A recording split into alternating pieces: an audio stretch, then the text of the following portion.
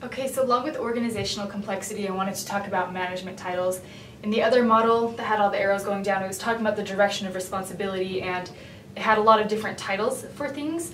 There are several different ways to say the same thing in hospital administration. For example, the hospital president may be the same thing as the CEO, or the hospital might just call them the administrator, while they call the COO or an administrator something else. It's just kind of a little bit complex. So I just wanted to kind of clarify that there are three main models that we use for management titles. There's the traditional model, the corporate model, and the C-suite model.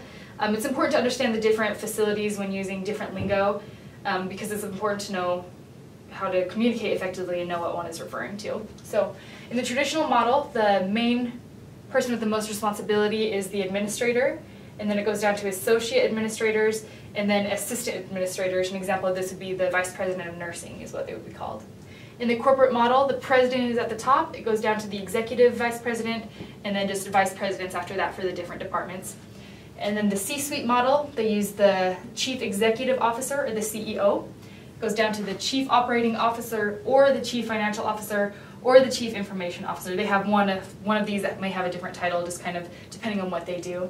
So, and then it goes down, and they don't have any chief positions for VPs. They're just called by their department head title.